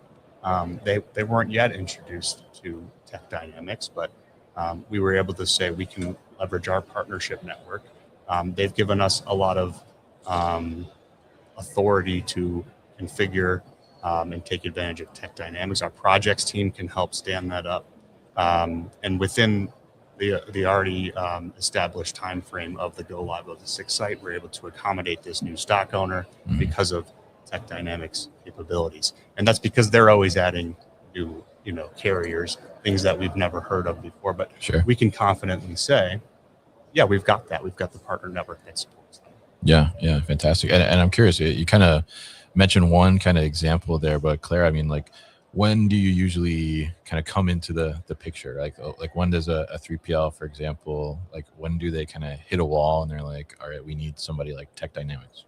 Absolutely. We often get brought into the conversations when it's not natively supported within those full walls. So Mike, you gave the excellent example of this new carrier. We see a lot of regional carriers being built out. We've also been seeing, maybe it's not a native rule engine that you guys have, but the Snap team has that. It's more on those unique custom scenarios that maybe you're not seeing on the day-to-day basis, and we're being brought in to that. And the Snap team is great. I think we've been working very well to have that strategic partnership. So it's really that combined ecosystem where, despite it being two companies, that customer has that seamless experience where they really sometimes don't even know what's going on behind the scenes. They just know that they're going to be supported no matter where they need. Yeah, absolutely. And I think that's a great thing to know, that like that resource is there, right? And Absolutely. like, you know, like you said, like this very kind of local final mile, right? It's like, well, you know, we've never dealt with them before, but we have somebody that we can bring in to help deal with that and you know, solve that problem. So so I'm curious, like from your perspective, Claire and Mike too, I mean, you know, you guys are seeing kind of what's happening in the fulfillment landscape and some of the challenges or problems that people are trying to solve. I mean, where do you see kind of the future of fulfillment tech like going? I think from our standpoint, and we work, you know, a lot with 3PLs, we've been seeing a lot more brands and retailers coming in. We're seeing them really focus on their data and seeing where they can mine that. Because so much has changed, not only, you know, on cost with shipping, but also labor, you know, living expenses. They're really trying to see how you can transform your technology stack to help you make money versus drain that. And I think we're going to see a lot of analytics come into play. You know, we've recently launched ours from that standpoint, so they can really help support their end customer as well and kind of show them, hey, this is your report card, this is where we can help you. And we do so by leveraging our strategic partnerships and bringing you to the next level. So I think there's going to be a lot more play on data driving and seeing where you can leverage some of those regional carriers. You know, how can you leverage what you have today to bring you to the next level? And I think that within a partnership, that is a huge important aspect of what you can do. And I think that's something that we do very well together. Yeah. What do you think, Mike? Well, yeah, I would say it's clear that, you know, whatever is happening in the future, it's happening quicker than ever. Absolutely. Okay, so these embedded solutions where, you know, in order to take advantage of an opportunity, you can leverage Snap Fulfill Tech Dynamics capabilities within the four walls, and then their capabilities on the carrier side and the OMS side, without, you know, retraining your user base. You know, Snap Fulfill has taken the approach of, we want the user of Snap Fulfill to never have to leave the environment. So oftentimes, you know, you go to a pack station with another provider, you'd have to click into a new tab, open up TMS, get your carrier label, and then go back to Snap Fulfill or whatever your WMS is to pack. With Snap, we've embedded all that in. Whatever opportunity was kind of realized, if a change occurred, you don't have to retrain an employee to take advantage of it. With Snap Fulfill and Tech Dynamics, it's a black box integration, and really it decreases the time for adoption, increases satisfaction within the customer base. They can come to us for support. We can communicate with Tech Dynamics if something is kind of above our pay grade, but for the most part, we want to be solving all of their problems within the warehouse through our WMS, and we can do that better if it's embedded solutions. So this rapid change that is occurring with a embedded solution that's integrated, you don't have to retrain to accommodate change, and that's a big challenge of trying to go live quickly. You want to be able to train your employees once, show them how it works, and then any change that occurs, we can manage that. Yeah, absolutely. And great insights from you both here, and really interesting to hear kind of how you work together, right? And where you kind of fit into the overall tech stack, I guess, of these 3PLs or these operations, right? And how you kind of partner and find that synergy, right? So great to talk to you both, and for stopping by. And Claire, if people want to learn more about Tech Dynamics, what's the best way to do that? You can reach out to me on LinkedIn, Claire Zeltner, or you can go to our company website and we will connect you with someone on the team. All right, fantastic. We'll definitely share that with the guests here too as well. So thank you both very much. Thank you for having me. All right, have a good rest of the week. Have a good rest of the show. Thank you. All right, that was Mike and Claire with Tech Dynamics, and we are going to have our next guest come in here. We are going to have Chris come back and join us here, and we are going to have David Sheffrin from Ocado as well. Welcome in. Hi. Hi. Good to see you. Good to see you. You too. Thanks for joining us on the live stream here today. Now you are with Ocado Intelligent Automation. Yes. So tell us, what do you guys do? So Ocado Intelligent Automation is a grocery company in the UK. Yes. And so we started in the year 2000. Our founder, Tim Steiner, decided to put up a website to let people order groceries online and have them delivered to their apartments and their homes. And that has grown and grown and grown to the point where we started building a pretty extensive tech stack to support that business. Yeah. And so we're at the show this week sharing that tech stack with other companies that might want to use that in their own operations. Yeah, absolutely. And a lot of automation, robotics going into that tech stack, right? Tons of robotics. Yeah. So, primarily it's a software layer. The software is, where the magic happens. But supporting that software is a lot of automation robotics. A grid system that uses robots to move totes around a high density tote storage based ASRS system. Yeah. That involves robotics in a lot of places. We're showing our on-grid robotic picking feature of that system at the show, where robots sit up on top of that grid and pick the items. Pick out of the totes, right? Yeah. And that's just an amazing technology. We pick about 5 million picks a week with those robots. 5 million a week. Okay. Wow. Not a single person touches those items. And then we're also excited about our mobile robot platforms that are also here at the show. Also driven software intensive.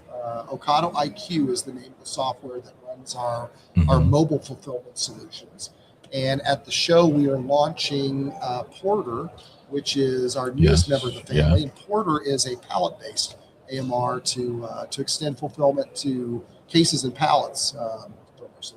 All right. Well, very interesting there. And Chris, you're joining us back here again later here in the live stream. So maybe Chris, tell us how does Synergy Snap Fulfill work with Ocado? Yeah. So we've had prior implementations with Ocado. And the thing that's real compelling about Snap Fulfill is we have a multi-orchestration platform layer that basically allows us to deploy automation in the WMS. Average can be anywhere from 60 to 90 days. So depending on the complexity of the operation. But again, the value proposition that we're trying to help customers achieve is basically to get that ROI, get the automation up and operational, get the WMS system being able to provide that chain of custody so that you know where that inventory is at any given time within the operation, so that we're driving optimization, driving the throughput that customers need in order to satisfy their customers. Yeah, absolutely. And I'm curious, David, because you mentioned, Ocado, the software is really what's powering everything, right? But I guess maybe for people that are listening, maybe define like, what does the software do from the Ocado perspective, and how is that different from like what the WMS is actually doing? Right. It's a good distinction. So the WMS sits up on top and it knows where everything is. Yeah. And so it's where's your inventory? It's connected to your supply chain. What we do is we sit below that layer. And so if your WMS, says, hey, I need to fulfill the following orders over the next, let's call it 4 hours, for example, it will drop what we call a wave to our software. And that's where software, if that wave were to a manual warehouse, then the operators would be driving around forklifts, pulling around carts, doing something to go find those items that need to be fulfilled, put them in the case, the box, and get them out to shipment. What our software does is it does all the magic to figure out how to fulfill those items in the most efficient way possible with the fewest number of steps, so that you can basically double or triple how many items a person can fulfill in a day.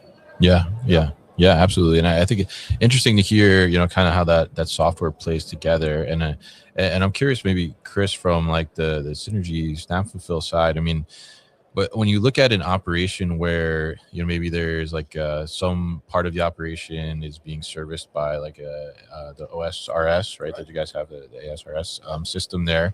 But then some of it is maybe like cannot go into that system and still needs to be picked manually or something like that.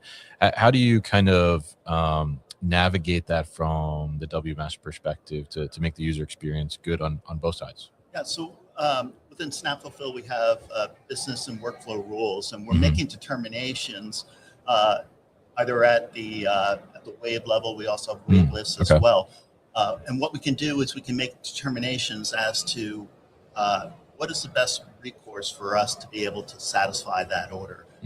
Is it more efficient to basically go through an ASRS solution, have that order fulfilled, or would it make more sense to basically have a resource go out and do the fulfillment? So there's a lot of flexibility in terms of how we can accomplish that. And that's one of the things that customers appreciate.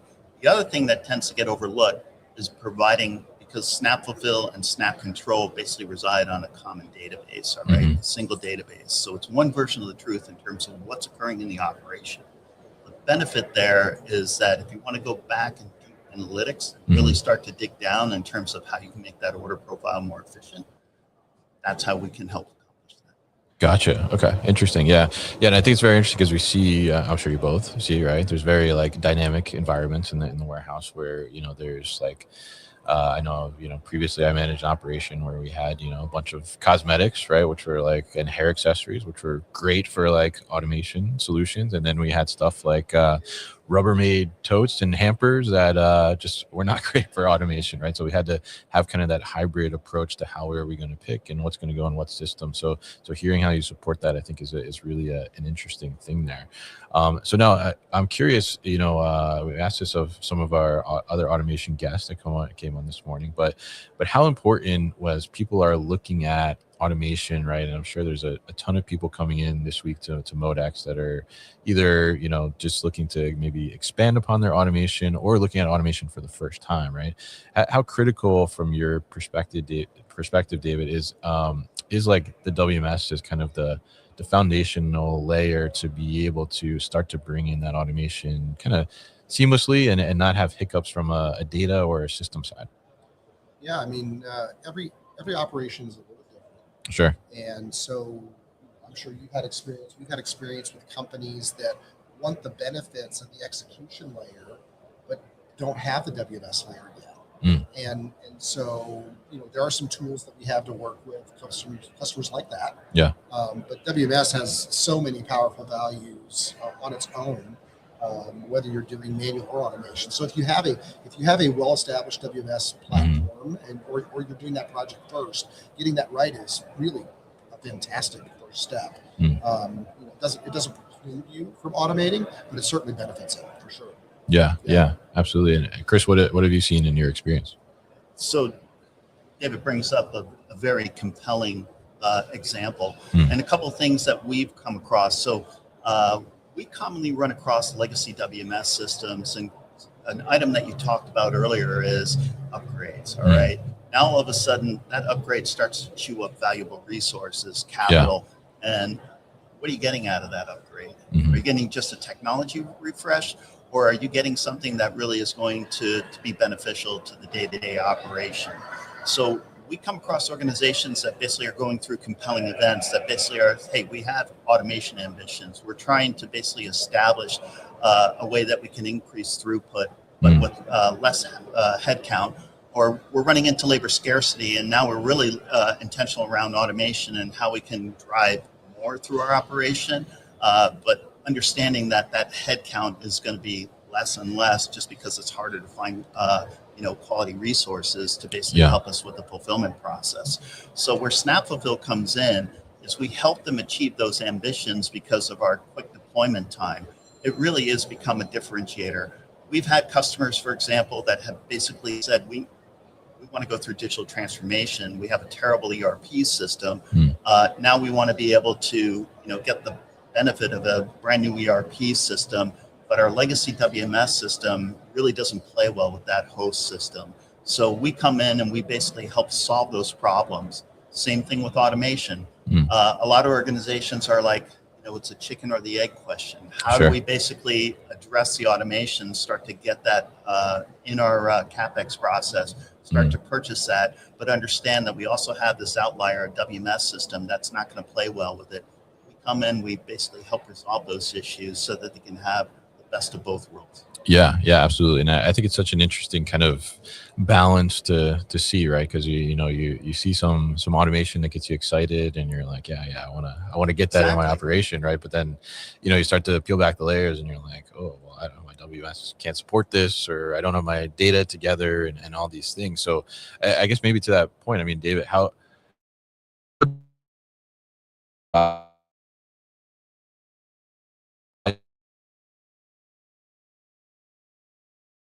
somebody or maybe what did you a lot of companies that this is the very first automation that they've done on the warehouse floor. Yeah. And so I think we're in a unique position where we get to walk people through that journey. And the biggest thing that you have to work through when you go from manual solution to automated solution is a operations training of the operational leadership. Okay. And so managing an automated warehouse is a different process than managing the people in a manual warehouse. Yeah. And so you have to think about it more from a systems standpoint, and it's even a little bit more like manufacturing, where you have to think about things that you can't just throw bodies at a problem to fix something sometimes, because the systems are designed to smooth out peaks, to work in really efficient workflows. So you have to treat it like that. And so that's a training thing that we spend a lot of time with operational leaders. And as soon as their operational leaders can make that switch, that unlocks a lot of the power. Yeah. Interesting. And interesting to hear that, because I think, there's such like a wide spectrum of where people are in that journey right now. So it's very interesting to hear, kind of the shift that needs to happen a little bit, like you just described. So really great to talk to you both here and learn a little bit more about the automation side and the WMS factor that comes into play there, and also some of what Ocado is doing as well. So David, if people want to learn more about Ocado, what's the best way to do that? Well, I think probably the easiest way is to go to our website, Ocado, intelligentautomation.com, and we'd love to talk to you in person. Yeah, definitely. And I think we'll be talking this afternoon or tomorrow too as well. So we'll be checking out the Porter and Chuck and everybody over there in the booth as well. So Chris and David, thank you so much for coming in and talking to us a little bit here. Thank you. All right. Have Appreciate a good rest of the week. Kevin. All right. So that's Chris from Synergy and David from Ocado talking a little bit about automation. And then I think we are going to bring our last guest of the day in here. He kicked us off. He's going to wrap us up. Brian Kirst, Synergy. And he's coming in with something special here. Oh, is it? This is the official Orca hat here? Yeah. Oh. And it sprays, I heard. Yeah, it sprays. There's a good chance we're going to see a few of those tonight at our Warehousing After Dark event. That's right. Tonight, there's our plug. Tonight, if you are here, let me get this in the camera view so you can see this. This is an actual Orca hat here that they're doing. It looks good on. It looks really good. Yeah, let's see it. Yeah, you can model it. Yeah. Here we go. Looks good on. It sprays you, but I'm not full, so we won't be spraying you here.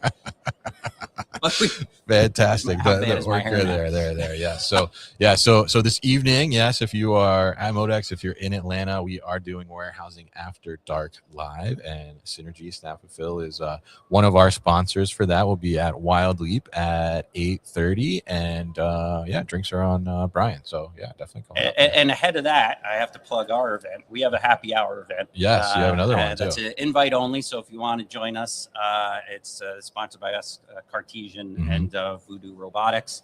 But stop by our booth and we'll get you on the list. Yeah. But that's before warehousing after dark. So we'll do a little pregame there, and then we'll all show up at the brewery later. Yes. The Orca double header. Yes. There. Wow. Gonna have a night. Definitely. So it's gonna be a night. Absolutely. So it's great to talk to some of your team today, talk to some of your partners, learn more about kind of what's going on and all the peripherals around the WMS too. Fascinating.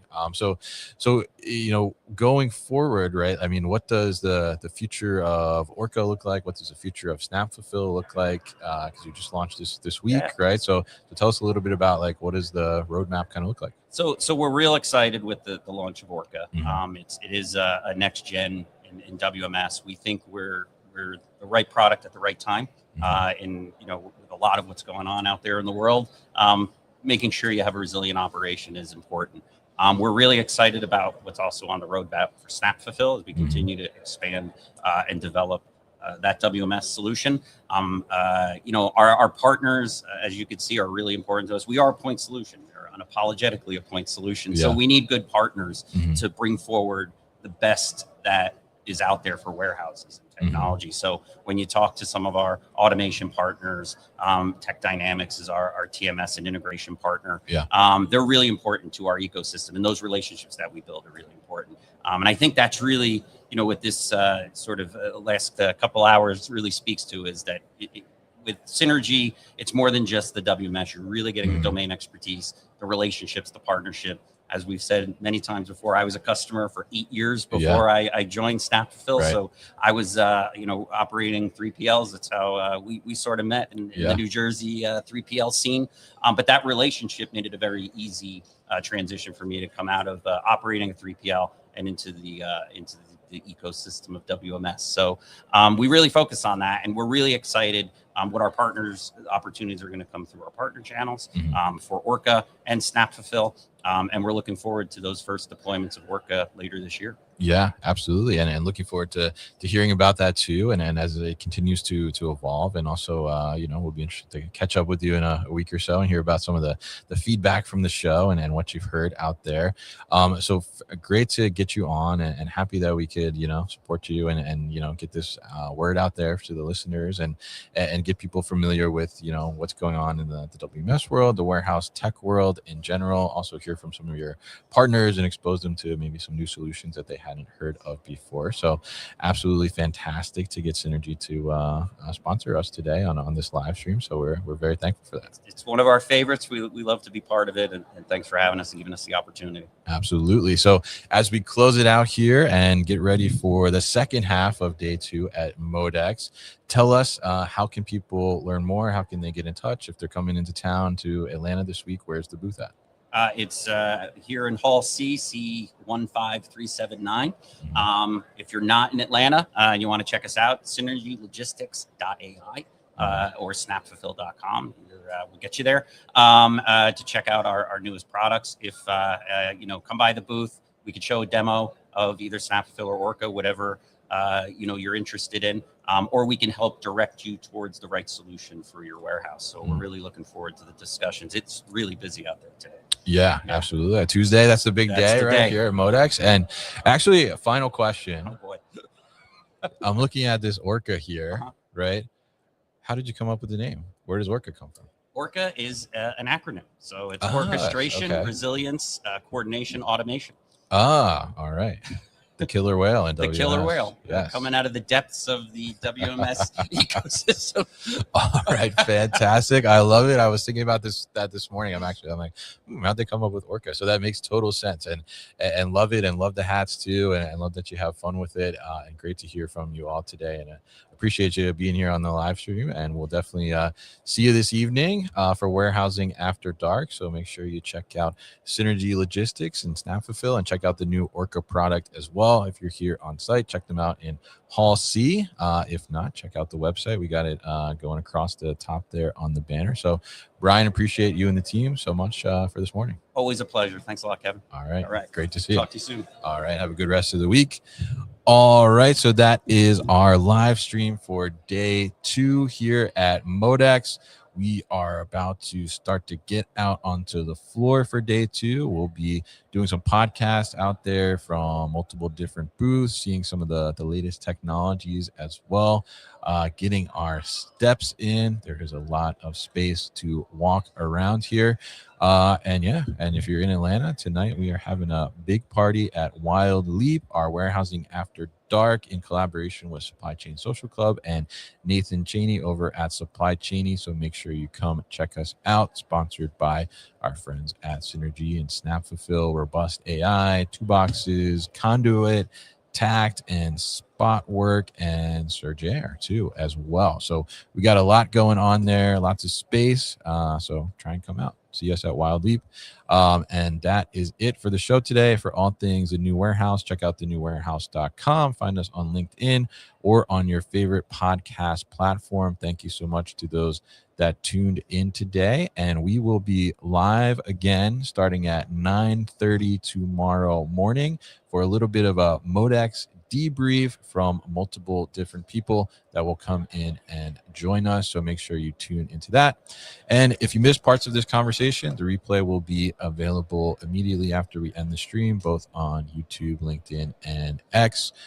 So thank you so much for your time today, and have a great rest of the day. Tune in tomorrow at 9:30 a.m. Eastern Time. Talk to you later.